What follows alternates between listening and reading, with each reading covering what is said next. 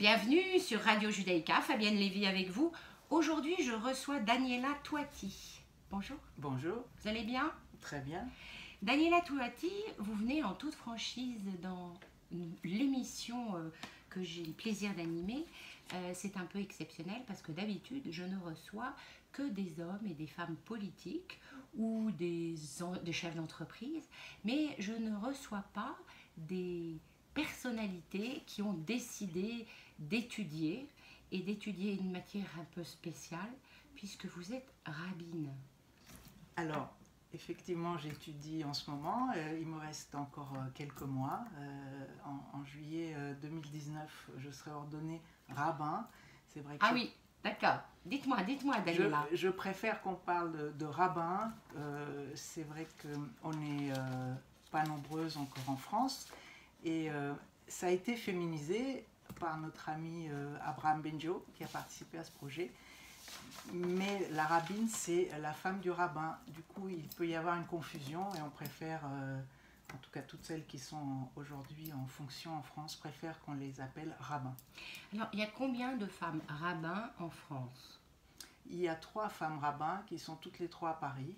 D'accord. Et il y en a en fait 2 autres qui sont françaises, mais une qui est aux États-Unis et une qui est en Angleterre.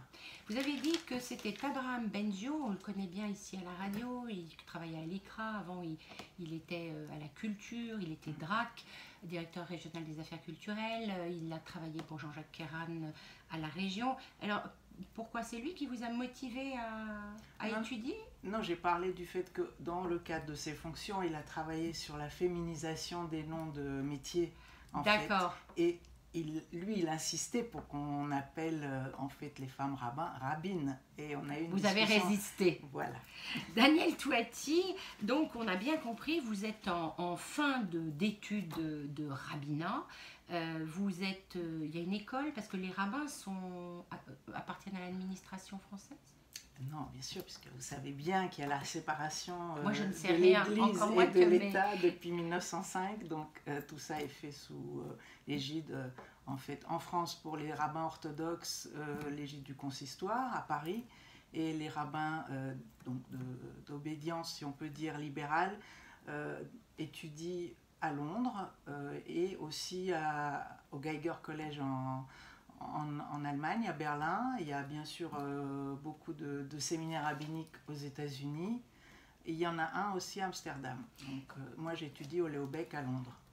À Londres, donc vous allez à Londres plusieurs fois par semaine? En fait, oui, ils m'ont octroyé une faveur, c'est d'être une semaine sur 2 sur place. Le reste du temps, je me connecte à distance et je suis des cours en fait par internet avec un système assez perfectionné.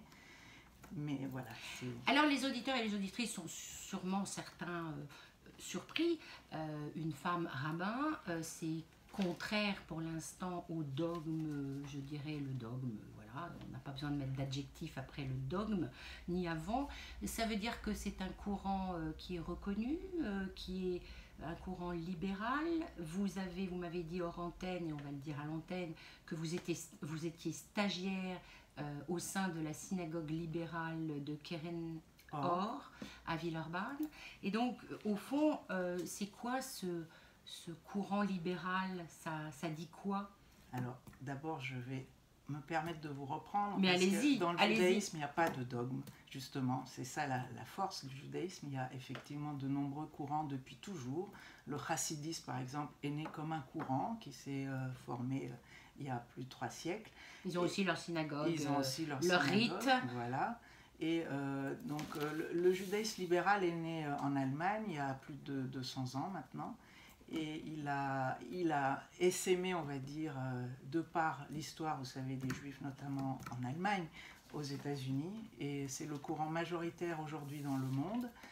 Le courant libéral. Le courant libéral est celui qui, en fait, est composé de plus de membres aujourd'hui dans le monde, de par la présence de 60% des Juifs américains sont du courant non orthodoxe. Et en Angleterre, c'est à peu près un tiers de la population juive. Comment vous expliquez cet engouement pour le judaïsme dit libéral non orthodoxe? Est-ce que c'est parce que c'est plus facile d'être un juif libéral qu'un juif dit orthodoxe? C'est vrai que c'est la croyance la plus répandue, que c'est un judaïsme light, or c'est pas du tout le cas.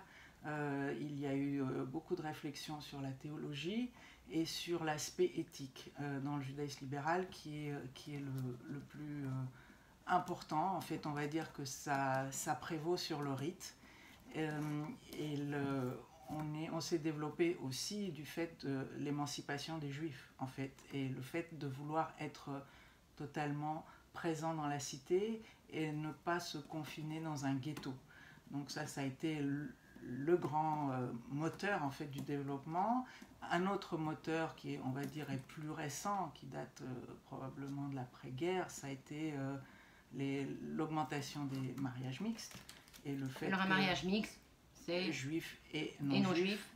voilà, qui a aussi été bon, on va dire, qui a contribué à l'augmentation des nombres de juifs qui participent à nos synagogues. Il y a combien de juifs libéraux il y a beaucoup de synagogues quand même, alors à Paris surtout. Hein, oui, en fait, il y a une dizaine de synagogues en France, dont 4 à Paris, et une à Lyon, une à Strasbourg,